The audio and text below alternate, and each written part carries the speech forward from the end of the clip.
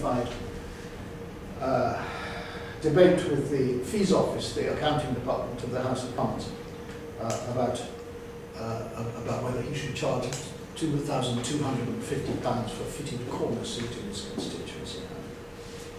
Now, of the 750 MPs had their accounts audited at the turn of the year by Sir Thomas, a distinguished retired civil servant, on behalf of the House of Commons, and he concluded that 52% of them had been charging for things that they should not. That is, in one way or another, 52% were crooks. And in a 6-month period, they claimed on average an extra £3,000, about €4,000 a month, which they should not have claimed for their constituency homes. And now you may think that's not a lot of money, but add it all up. As the late great Senator Everett Dirksen of Illinois famously said, £1 million here and £1 million there, and very soon you're talking about real money. And there was a real outcry among the people. And some of the MPs have been moved on, and some have not. One who is a notorious crook, inside and outside the House of Commons, was protected by his seniority. His constituents asked me to go and see them last November because they wanted me either to stand against him or to find somebody who would. And I went in disguise. I wore a dark suit because I normally wear a white one.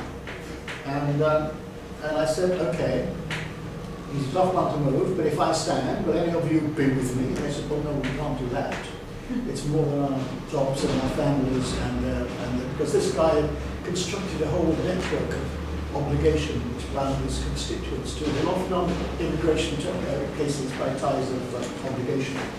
And one of the people who asked me to see them was actually a splendid businessman of Indian origin, whose family had come to the UK 3 generations before, precisely to escape this kind of corruption which is endemic, or was then, and I think it still is, in Indian provincial society.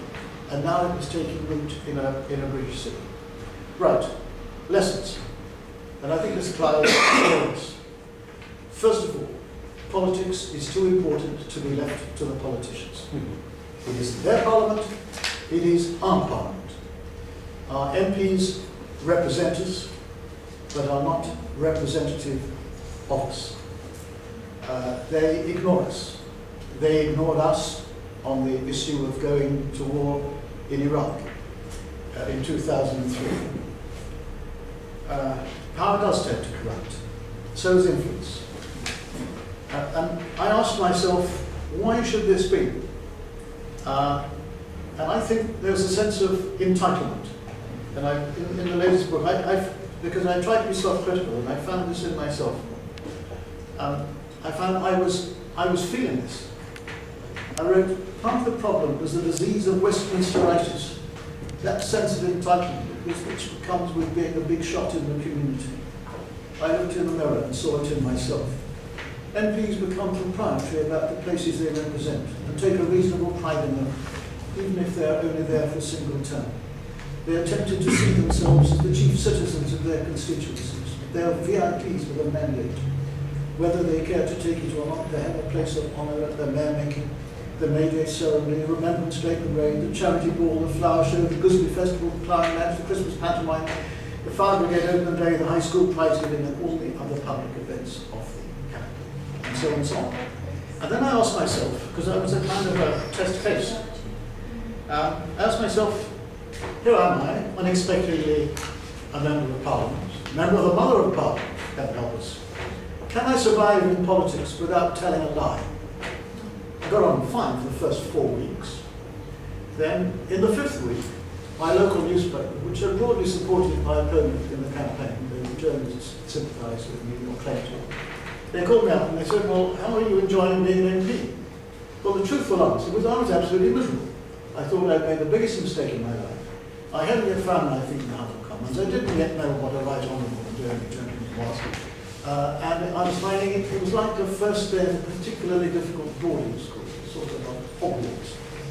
But I didn't want to tell my newspaper that, because it would have given too much comfort to my former opponent. So what I did was, I said, call me again in 4 months. So I didn't tell him that, but already in week 5, I was showing the truth. And when they did call me again, I was absolutely fine. So I think you can get by without telling a lie, but sometimes you've just got to be a little bit careful of telling the whole truth and nothing but the truth. And I think also, and I think this must apply in your country, there's most of your countries, politics attracts a certain kind of people. They may not be the kind of people who particularly want to get rich by passing amendments to the finance bill, but they might be the kind of people who want to be big shots in the community and looked up to, and they have a sense of who they are. It attracts people who are not necessarily worse than the rest of us, but they're on average because they're intensely ambitious. They believe they have to succeed at somebody else's expense, and if you're elected, you do succeed at somebody else's expense. And so I think, certainly in my country, and maybe in some of yours, we've seen what connects with the corruption issue, which is what I call the rise of the political class. This is not altogether new. We had a wonderful Quaker and reformer in the 19th century, John Bright, who stood up in Parliament in 1854, and he said there is growing, and no one regrets this more than I do, a sense of anger and bitterness against that class which has for a long period conducted the public affairs of this country. It's a time of recession in the newly established manufacturing industries and a costly foreign war, the war in the Crimea. And he said the angel of death is abroad in the land, with an almost here repeating in his words. Well, what goes around comes around. And I think one of the problems in our politics is we've lost our sense of history. And our MPs don't have it. We British are now fighting our fourth Afghan War. You might like to wonder who won the other three. We didn't. The one we're involved in now, and I think very soon we're going to declare victory and leave the field, is very similar to the second Afghan War of 1878 to 1880. Again, we declared victory and left the field. There was the British commander was called German Sir Frederick Roberts, and we had I think my poetry is bad. Try that of William Topaz MacGonagall, the worst good bad poet, and the best bad poet in English literature, who specialised in anthems of our colonial past. And he wrote a poem in praise of Lord Roberts. I'll spare you the first 15 stanzas, but it ends like this. Success to Lord Roberts, a very great man, who defeated the Afghans in Afghanistan. With an army 7,000 strong, he spread death and desolation all along. We'll just guess the strength of the British Army in Afghanistan last year. It was 7,000 strong. And through the helicopter gunships and the tornadoes, spreading an awful lot of death and destruction. So, you know, what goes around comes around.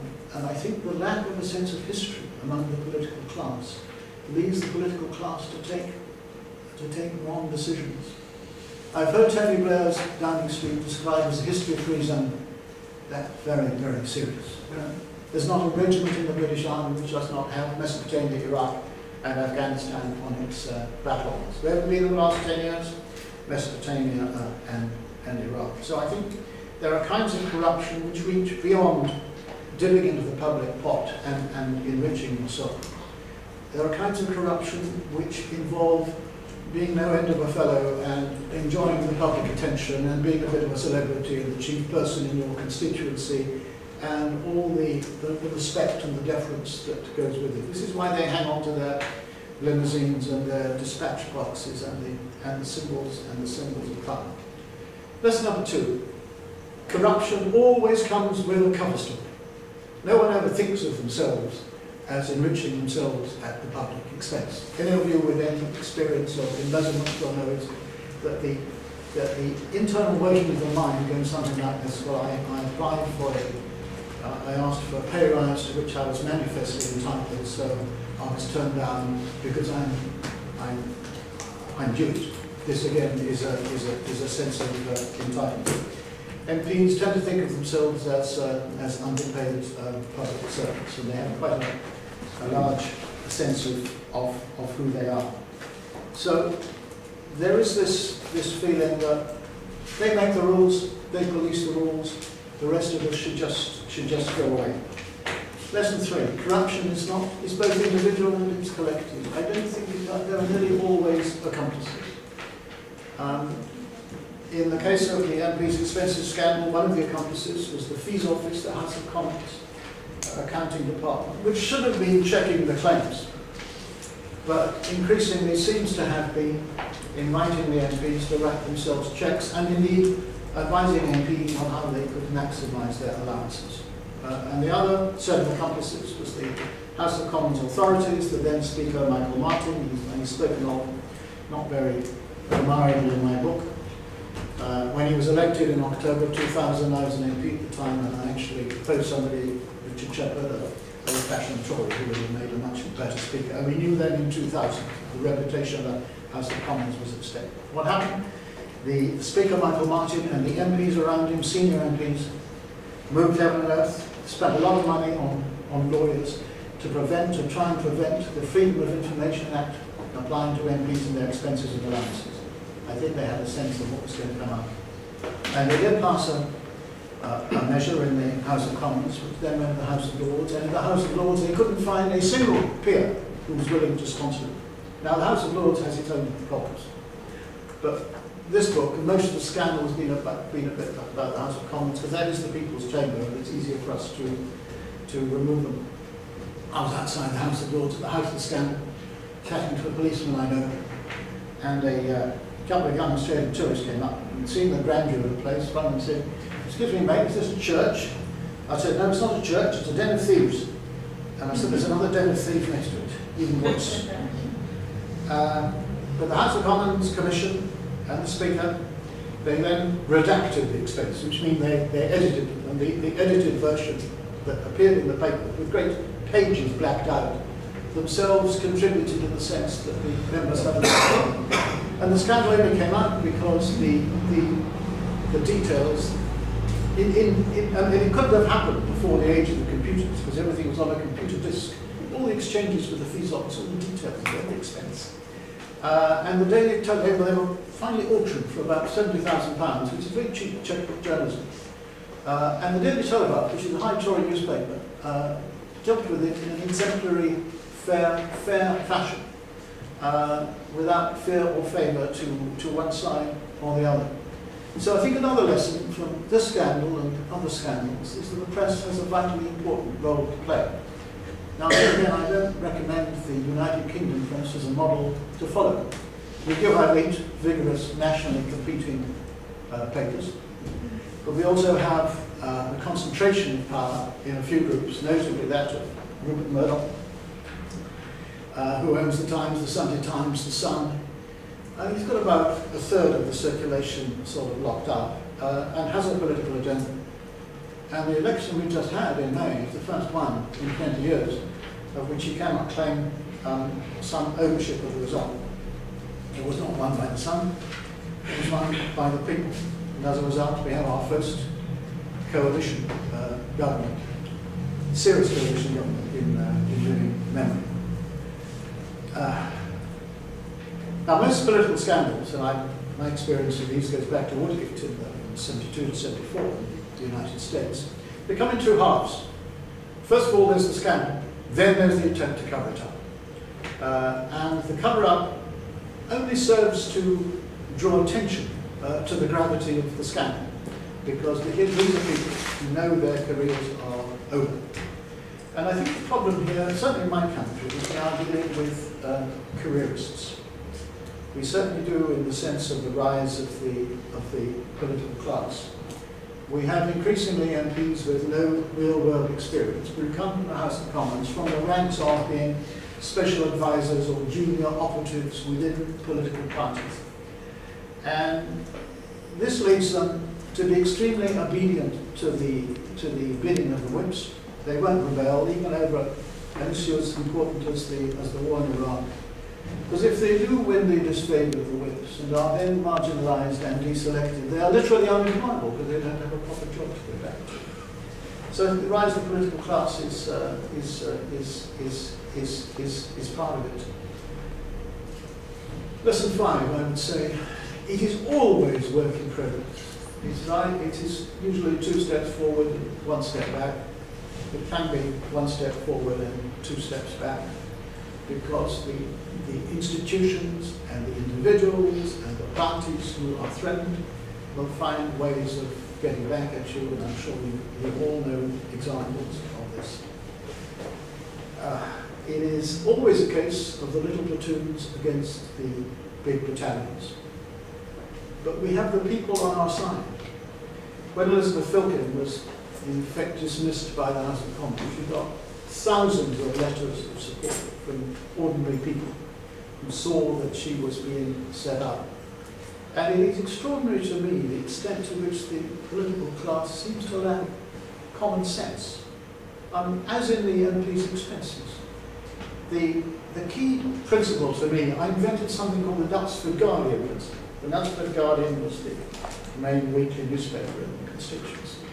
And whatever I did, however I voted, whatever I said in public, even when I took my holidays, even when I went, shall we say, on a UNICEF trip as I did, to Burundi or to Kosovo, one of the things I've asked myself, because you've got to apply some common sense, is how is this going to look on the front page of my weekly newspaper? My successor, George Osborne, 2 years ago, unwisely took some time off on a holiday on the yacht of Deripaska, a Russian millionaire, who they saw as possibly a source of funds for the Conservative Party. And that was deeply embarrassing for them. But it's mostly common sense.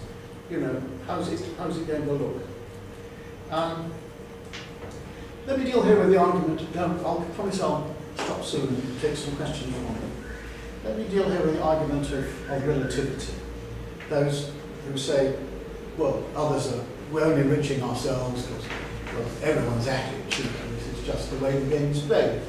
Elizabeth Filkin described this as the Dagenham defence. Dagenham was the headquarters of the old Ford Motor Company in the East End of London, and in the bad old days, sometimes a car would be stopped at the security gate with the workers leaving, the boot would be opened, and the equipment would be found in it, which technically speaking belonged not to the individual but the Ford Motor Company. And the defence was, well, everybody's doing it. Well, in a sense, this was also applied by the MPs themselves when they appeared at the height of the scandal before the Committee on Standards in Public Life. Jack Straw, who was the Foreign Secretary at the time of the Iraq invasion and is the essence of the political animal. He's never had a job outside politics. He was an advisor to an MP, then he took that MP's constituency. He said that our politics in this country, compared to many countries, is clean and transparent. Some of our continental colleagues are astonished that we should be getting ourselves into this kind of a paddy over a few £1,000s. My Italian colleagues are incredulous that we should have got ourselves into this situation. Well, the way I see it is the way the Italians practice their democracy and the extraordinary tolerance they defend to their tolerance they extend to their president, who owns all the television news channels except one, on issues involving more than a few £1,000s, and on whom he promotes for the most personal reasons are entirely matters for them. We do not need to take Italian lessons in how to practice ours. We also have in our country a form of corruption, I think unique to the United Kingdom, which has to do with the existence of the House of Lords. Over recent years, 8 millionaires gave money to the two main political parties. All of them were then nominated for peerages. It became quite clear 3 years ago that peerages were for sale on a scale not known since the time of Lloyd George, and I actually put this to the Prime Minister, and I asked him, does he accept that the task of restoring public confidence in public life is as important in this Parliament as in the last? In view of the widespread perception that honours are being sold to party contributors on a scale not known since Lloyd George's time, will the right honourable gentleman fulfil his promise to clean up politics? Well, he said he denied it, our politics is clean, he said. But there was a police inquiry and the police could not lay any charges because there was nothing written down. These were whispered understandings in back alleys of the House of Commons. There was no contract, you say. But the sale of peerages was manifestly going on. Retired MPs are routinely offered seats in the House of Lords so they should vacate their safe seats as a reward for loyal service. And that too is another form of corruption. I call my book A Very British Revolution because that's what it was. There was no violence. There was one stone thrown through the window of the Conservative MP's constituency office. That's what we do. We, you know, we traditionally, we British, we lower our pitchforks and we go off to the park. But people felt very strongly about this, and a lot of MPs with budget expenses were in fact defeated at the last election. A few, as I've said, were not. I think we have to act as if the border between politics and civil society does not exist. We live in an interconnected world.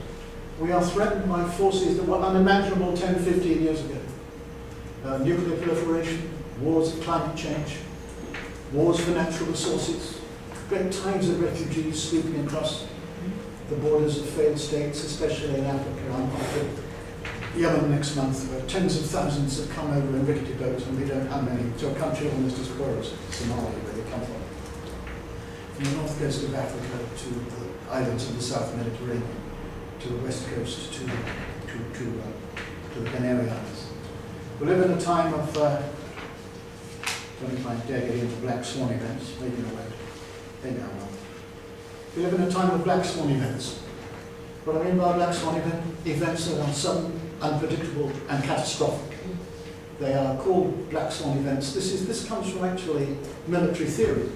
When Donald Rumsfeld, the former Defense Secretary of the United States, spoke of the known knowns and the unknown unknowns, he was widely derided. But this was mainstream, people trying to think around the corner about what's going to come at us next. Why black swans? Because we always assumed one of the defining characteristics of swans was that they were white, until black swans were discovered in Australia in the 19th century.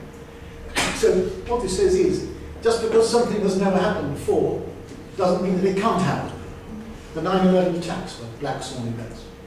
I would even argue the Icelandic ash cloud was a black swan event. So I wrote another better poem about this, right up there with William Topaz MacDonald. Black swan events are those that cannot hurt us because they never have, the world agrees, until they do, like fire on phosphorus, the 9/11 attacks of some of these. They're the analyst's unknown unknowns, the things we can't predict and never will. They are not traceable on map towards zones, but strike us from the blind side of the hill. We hear the beating of the black swan's wings, which we thought couldn't happen, we were wrong. We are beset by strange outlying things, and some of these could be the black swan song.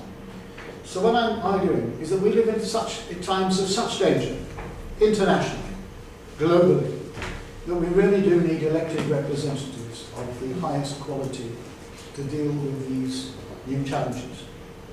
Placemen and women, people without principle, people who are in politics for what they can get out of it.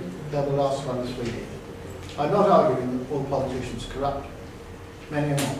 Circumstances vary between countries and even within them from one period to another.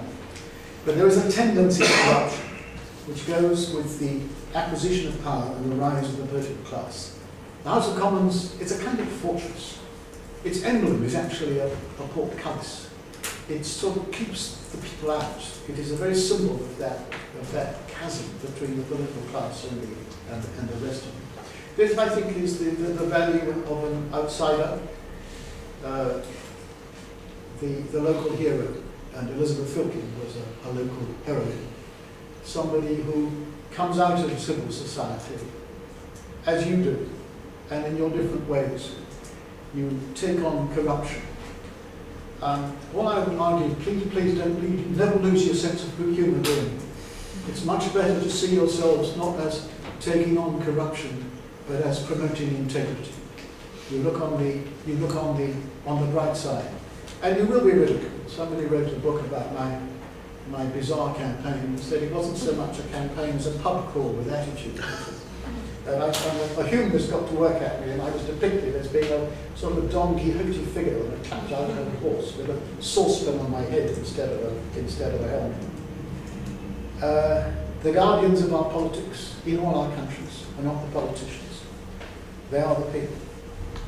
It is not their parliament, it's our parliament.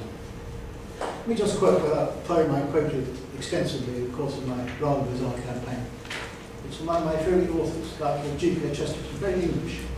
It's about the way of the British of not involved in engaging in revolutionary politics, but, you know, we're slow to anger. But when people are really fired up, as they were in my constituency in 1997, and in one or two others since, then the power of the people to move and change is quite extraordinary. It's called The Secret People. It goes like this. It may be we shall rise the last as Frenchmen rose the first. Our wrath come after Russia's wrath, and our wrath be the worst. It may be we are meant to mark with our riot and our rest God's scorn for all men governing. It may be beer is best. But we are the people of England, and we have not spoken yet. Smile at us, pay us, pass us, but do not quite forget. Thank you.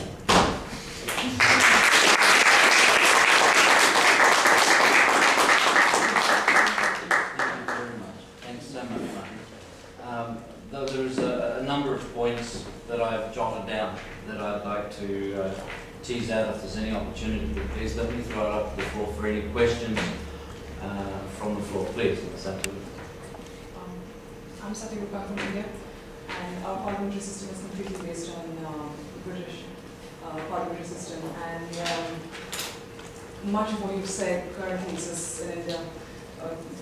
Unfortunately, I don't think people have been as fired up. I think they seem to think that corruption is some sort of a pathological problem that we cannot tackle.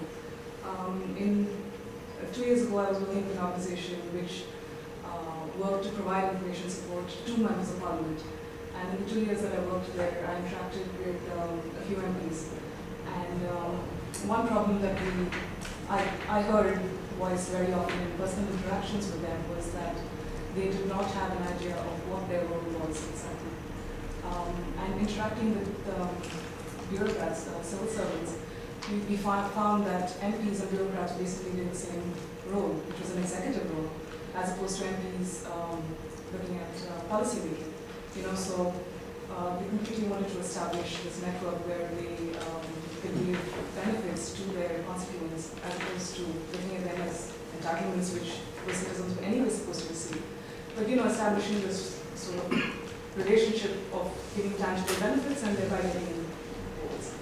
What do you think about that? Do you find that there's some sort of coherent understanding of the role of the MP? Well, first of all, I'm going to pay tribute to India as the world's largest and, in that respect, most successful democracy. I mean, you keep going. You are the world's largest democracy, and with all your linguistic and other religious and ethnic differences and everything. I think you have some extraordinary achievements. I talked earlier of the cover story. I think I may be wrong, but I think in India the cover story is very often the importance of family. That an MP or a civil servant has an overwhelming duty to look after a large family and access to public funds to do so. I do remember being asked to address, I gave the prizes at a posh school, the Eton of India, it's called Bishop Cotton School in Summer, 1998, and I lectured them on democracy, and I could, on integrity, and I could see the eyes glazing over. And it's very difficult, of course. The British, there's one country which we British absolutely must not and cannot lecture, that's the Indians. They're very sensitive about it. But I think we've been very successful.